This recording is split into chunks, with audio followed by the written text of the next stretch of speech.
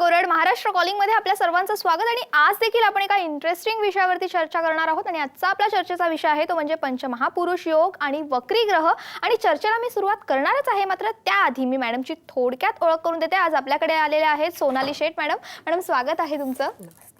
चर्चेला सुरुवात करण्यापूर्वी मॅडमची थोडक्यात ओळख करून देते। सुप्रसिद्ध न्यूमरोलॉजिस्ट आणि वास्तुशास्त्र तज्ञ सौ सोनाली शेठ मॅडम या अक्षय वास्तु संस्थेच्या फाउंडर आणि चेअरमॅन देखील आहेत। गेल्या 10 वर्षांहून अधिक काळापासून मॅडम या क्षेत्रामध्ये कार्यरत आहेत। त्या स्वतः एक उत्तम न्यूमरोलॉजिस्ट आहेत, त्याचप्रमाणे ज्योतिष तज्ञ, वास्तुशास्त्र तज्ञ, फेस रीडर यासारख्या कला मॅडमच्या अंगात आहेतच। अनेक शास्त्रांमध्ये त्या स्वतः तज्ञ असल्यामुळे त्या क्लासेस देखील घेत असतात आणि मार्गदर्शनासाठी तुम्ही त्यांना संपर्क करू शकता। त्यांचे ऑफिस आहे ठाणे, दादर, म्हापसा, गोवा तसंच पुणे या शहरांमध्ये मॅडमचे ऑफिसेस आहेत। आणि आजच्या विषयासंदर्भात तुमच्या मनात काही प्रश्न असतील, काही शंका असतील तर तुम्ही देखील आम्हाला फोन करा। त्यासाठी आमचा नंबर लिहून घ्या 022-6684-3333। चला तर मग चर्चेला सुरुवात करूया। खरं तर वक्र ग्रह हा अगदीच वेगळा विषय आहे। मला सर्वात प्रथम जाणून घ्यायला आवडेल की वक्र ग्रह म्हणजे नेमकं काय? आपण जेव्हा कुंडली जातकाची बघतो तेव्हा त्याच्यामध्ये वक्रीय ग्रह असतात। आता वक्रीय ग्रह म्हटल्यावर पहिला जातक आपले वक्रीय ग्रह म्हटलं की हा बघतो पहिला तर आता साम टीव्हीचे प्रोग्राम बघून तर सगळ्यांना एवढं सगळं पाठ झालेलं आहे की प्रामुख्याने ते येतात की आमचा मंगळ वक्रीय आहे, ते त्यांना समजतं शनी वक्रीय आहे। पण ॲक्च्युली वक्रीय ग्रह म्हणजे काय? वक्रीय ग्रह फक्त 5 वक्रीय, सूर्य चंद्र कधी वक्रीय नसतात, राहू केतू हे सदा वक्रीय असतात। आता वक्रीय म्हणजे काय? वक्रीय म्हणजे ते आपल्याला ते उलट्या दिशेने चालतात असं भासतात, म्हणजे ते ॲक्च्युली स्लो चालत असतात, सूर्यापेक्षा चंद्रापेक्षा स्लो चालत असतात। आपल्याला ते भासतात की ते वक्रीय चालत आहेत, म्हणजे उलट्या दिशेने चालत आहे, तर त्याला वक्रीय ग्रह म्हणतात। म्हणजे कुठला ग्रह कमजोर असेल त्या आणि तो स्लो चालत असेल तर त्याला आपण वक्रीय ग्रह म्हणतो। आणि जर आपण आपल्या पंचांगामध्ये बघितलं तर प्रत्येक ग्रहाच्या समोर व अक्षर लिहिलेलं असतं। राहू केतूच्या तर सदैव व अक्षर लिहिलेलं असतं, त्याच्यावरून आपल्याला समजतं की हा ग्रह वक्रीय आहे।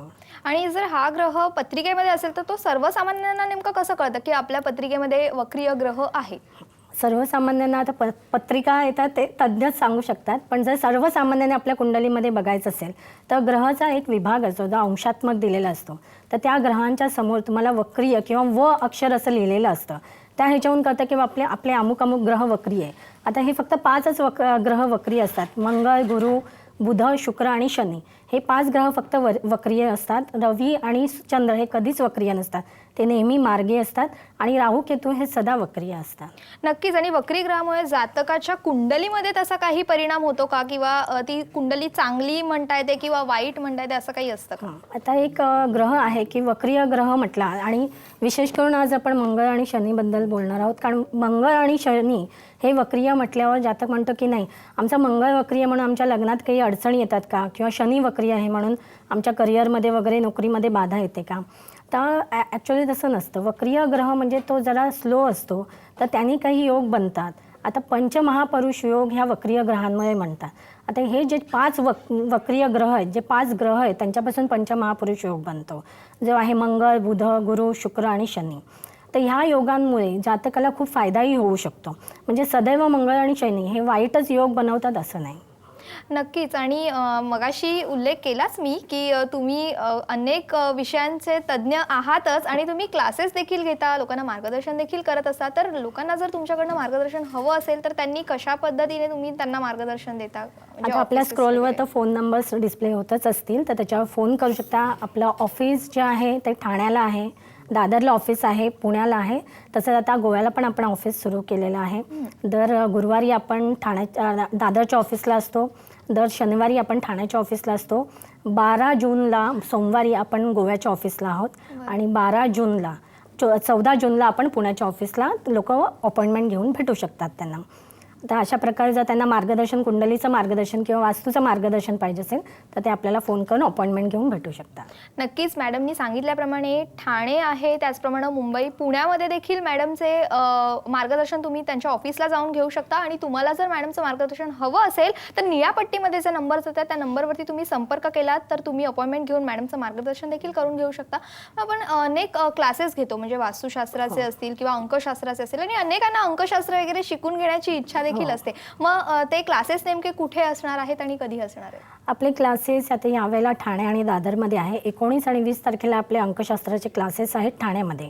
आणि 26 आणि 27 जून रोजी हे क्लासेस दादरमध्ये होणार आहे. 2 दिवसाचे कोर्स असतो हा. आणि न्यूमरोलॉजीचे क्लासेस आहे. वास्तुशास्त्राचे क्लासेस मात्र जुलैपासून चालू होणार आहे, कारण जूनपर्यंतच्या वास्तुशास्त्राच्या बॅच फुल आहेत. तर त्यासाठी त्यांनी फोन नंबरवर संपर्क केला तर त्यांना कळू शकेल आणि ॲडमिशनसाठी त्यांनी तत्पर राहावं, कारण खूप कमी सीट्स असतात. नक्कीच. आणि क्लासेस म्हटल्यानंतर अभ्यास आला, नक्कीच. आणि तो अभ्यासक्रम नेमका कसा असतो वास्तुशास्त्राचा किंवा अंकशास्त्राचा? अंकशास्त्राचा अभ्यासक्रम मी थोडक्यात सांगते की अंकशास्त्र हे आता सगळ्यांना माहिती आहे. त्याच्यामध्ये एक युनिव्हर्सल कुंडली असते, जी आपण दाखवूया त्यांना कुंडली, त्याच्यावरून त्यांना समजेल. नक्कीच. आता अंकशास्त्र शिकत असताना आपल्याला एक युनिव्हर्सल कुंडली जी सगळ्यांना माहिती आहे, जी अशा प्रकारे असते, जी आपल्याला बौद्धिक कॉलम दाखवते, आध्यात्मिक, भौतिक, अशा प्रकारे आपण अंकशास्त्राची कुंडली मांडतो. आता आपण काय करतो, बहुतेक ठिकाणी अंकशास्त्र जेव्हा शिकवतात तेव्हा अंकशास्त्राला 3 आणि 6 ह्यांना विरुद्ध अंक समजलं जातं. पण आपण जेव्हा अंकशास्त्र शिकवतो, आपण हे वैदिक न्यूमरोलॉजीच्या बेसवरून, म्हणजे ज्योतिषशास्त्राचा बेस घेऊन आपण अंकशास्त्राचा अभ्यासक्रम तयार केलेला आहे. तर त्याच्यामध्ये 3 आणि 6 ह्याला आपण मित्र अंक बनवलेत आणि ते परस्परांना कसे उपयोगी ठरतात हे आपण शिकवतो. अंकशास्त्रामध्ये अजून एक पद्धत आहे की शून्याला काही व्हॅल्यू दिली जात नाही. तर ह्याच्यामध्ये आपण शून्य किती महत्त्वाचं आहे सांगतो. आता जसं आपलं पॅकेज आहे, तर तुझं उद्या पॅकेज विचारलं तर तू काय सांगणार, माझं पॅकेज 2,99,999 आहे. आपण काय सांगतो 3 lakhs आहे, 4 lakhs असं पॅकेज सांगतो. तर म्हणजे शून्याला किती महत्त्व आहे आपल्या ज्योतिषशास्त्रामध्ये हे आपण त्याच्यामध्ये शिकवतो. त्याचबरोबर आपण चंद्रकुंडली आणि सूर्यकुंडली कशी मांडायची हेही त्याच्यामध्ये आपण सांगतो. तर ह्याच्यामध्ये अजून बऱ्याच पद्धती असतात, चॅलेंज नंबर असतात, पिनाकला. हा बेसिक जो अंकशास्त्र आहे ह्या सर्वत्र तुम्हाला शिकायला मिळतं. पण ह्याच्या विरोधात जाऊन की तुम्हाला जर एखाद्या जातकाच्या 12 ही स्थानांचा जर अभ्यास तुम्हाला करायचा असेल तर ते आपण अक्षय वास्तू वैदिक न्यूमरोलॉजीच्या क्लासमध्ये मात्र शिकवतो. नक्कीच. आणि अनेकांना अंकशास्त्र म्हटल्यानंतर लकी नंबर कोणता आहे किंवा अक्षर कोणता आहे हे देखील जाणून घ्यायला आवडत असतं. आणि तुम्हाला देखील अंकशास्त्राचं मार्गदर्शन हवं असेल, तुम्हाला देखील क्लासेस करायचे असतील, तर नियापट्टीमध्ये नंबर देत आहे, त्या नंबरवरती तुम्ही संपर्क साधून आत्ताच ॲडमिशन करून घेऊ शकता. आपल्याला कार्यक्रमामध्ये पहिला फोन आलेला आहे श्रद्धा यांचा कल्याणवरून. श्रद्धा, काय प्रश्न आहे तुमचा? नमस्कार मॅडम. बोला. माझी जन्मतारीख आहे 28 ऑगस्ट 91 आणि मी BAMS केलंय, आता MD करते. तर मी क्लिनिक टाकावं की हे नोकरी करावी असा प्रश्न आहे जरा मला. नक्कीच. जन्म वेळ आणि जन्म ठिकाण सांगू शकाल? सकाळी 9:07 मुंबई. बरं. नक्कीच श्रद्धाताई, तुमच्या प्रश्नाचं आपण उत्तर घेऊया. काय सांगाल मॅडम? श्रद्धा, तू नोकरी केलीस तरी चालेल आणि नोकरी करून तू व्यवसाय करू शकते. तू फक्त व्यवसाय करू शकत नाही. कारण काय होतं, तू कधी कधी कम्युनिकेशनच्या बाबतीमध्ये थोडीशी लो पडतेस. कोणाला कन्व्हिन्स करायचं असेल तर तुझं मत ठेवताना तू लो पडतेस. त्यासाठी तू नोकरीला पहिला प्राधान्य दे आणि तुझी नोकरीमध्ये तू सेटल झाल्यावर तू व्यवसायाकडे वळलीस तरी चालू शकेल. यासाठी तू गणपतीची उपासना जर केली जास्ती तर तुला त्याच्यासाठी उपयोगी ठरेल.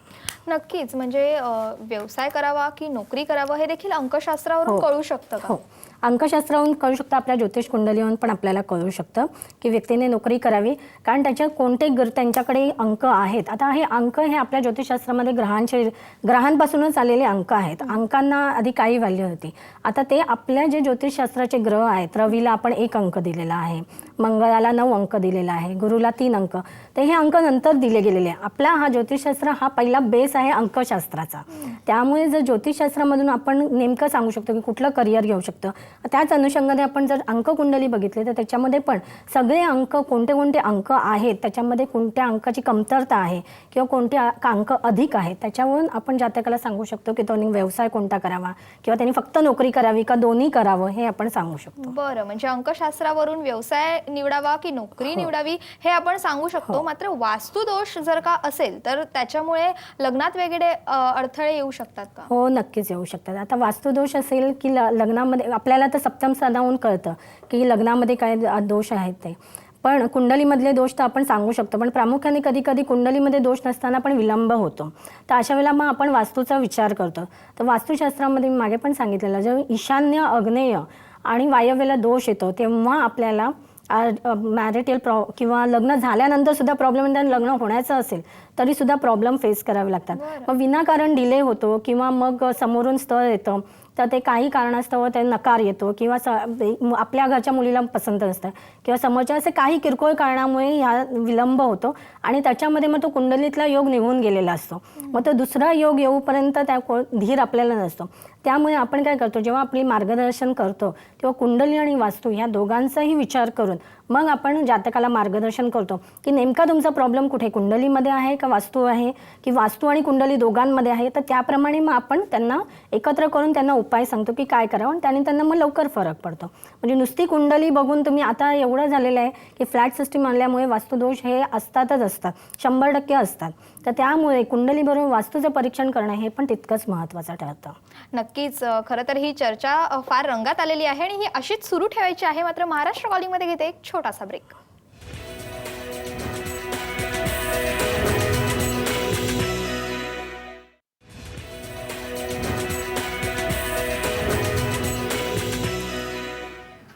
ब्रेक नंतर आपलं पुन्हा एकदा स्वागत. आपण चर्चा करतोय ती म्हणजे पंचमहापुरुष योग आणि वक्री ग्रह या विषयावरती. आणि या विषयासंदर्भात तुमच्या मनात देखील काही शंका असेल तर तुम्ही आम्हाला जरूर फोन करा. त्यासाठी आमचा नंबर लिहून घ्या 022-6684-3333.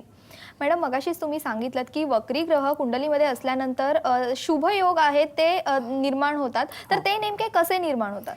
आता शुभयोग 5 ग्रहांमुळे मी मगाशी सांगितलं की मंगळ, बुध, गुरु, शुक्र आणि शनी ह्याच्यामुळे शुभयोग. आता ह्याचे ग्रह कोणते योग निर्माण होतात तर भद्रा योग, मालव्य योग, रुचक योग आणि ससा योग. तर आपण दाखवूया, आपण प्रेक्षकांना दाखवू शकतो. आता आपण आज मेष लग्न कुंडली घेतली आहे.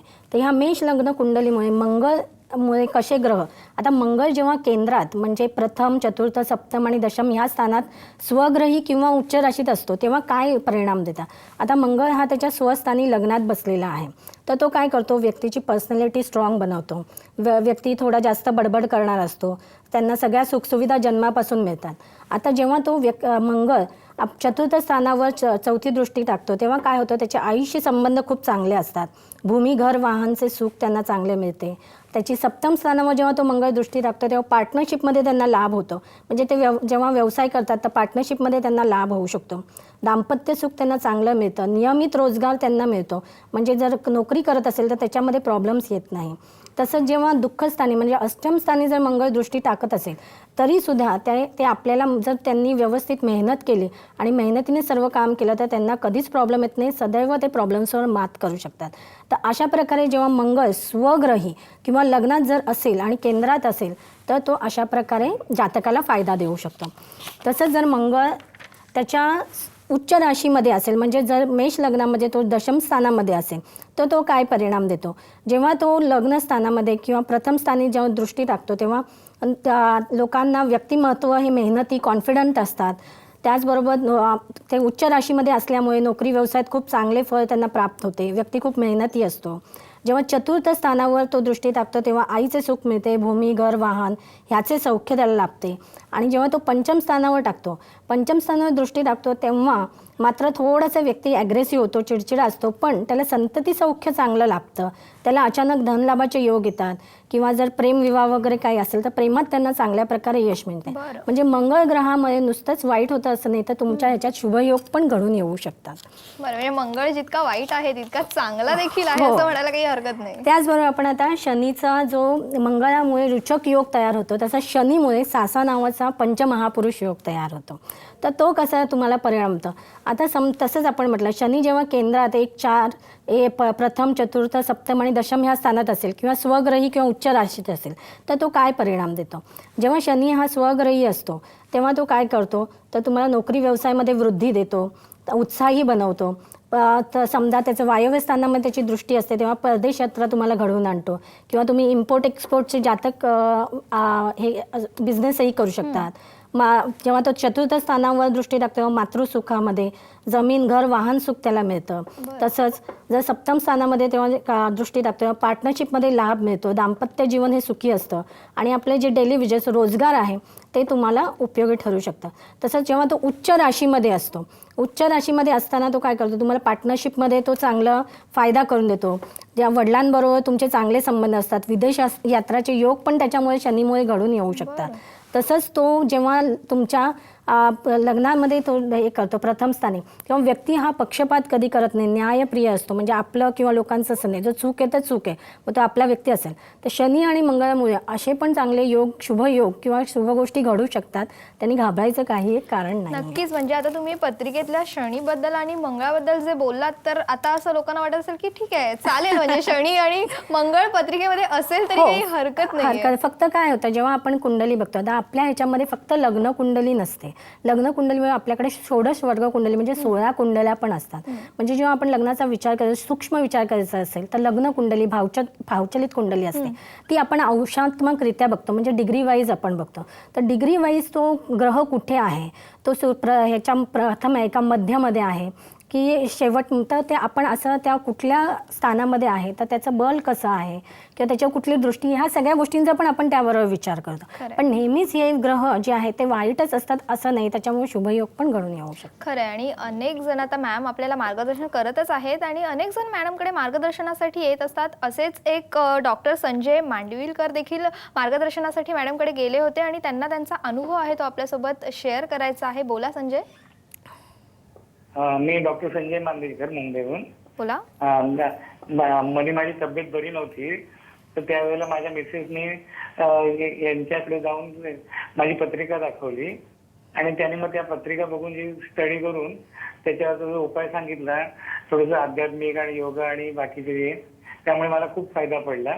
अरे वा. आणि त्यामुळे म्हणजे माझी तब्येतही सुधारायला मिळाली आणि आजारपणातही खूप म्हणजे जवळजवळ चांगलाच इफेक्ट मिळाला. माझी इच्छा की असं जी लोक ज्यांना असं काही असेल त्यांनी जरूर अशा मॅडम शेट वगैरे यांनी जसं मार्गदर्शन मला दिलं तसं त्यांच्याकडनं घ्यायला हरकत नाही, की ज्याच्यामुळे आपल्याला आयुष्यात फायदाच होतो. नक्कीच. धन्यवाद संजय. तुम्ही देखील तुमचा इतका छान अनुभव आमच्यासोबत शेअर केलात. मॅडम, काय सांगाल, नेमकं काय अडथळे येत होते त्यांच्या हे जीवनात? स्वतः डॉक्टर आहेत. ते एक 3-4 महिने बेडरिडन होते, आजारी आहेत ते. तर त्यांच्या पत्नी आपल्याकडे आलेल्या मार्गदर्शनासाठी. बरं. तेव्हा त्यांची कुंडली आणि वास्तू दोघांचं आपण परीक्षण एकत्र केलं. तर त्यांचा थोडासा पिरियड जो होता तो थोडा त्रासदायक होता, तर त्याच्यावरून आपल्याला कळलं. पण त्याचबरोबर आपण त्यांना उपासना दिल्या आणि महत्त्वाचं म्हणजे आपण त्यांना जे काही उपासना देतो किंवा काही कार्य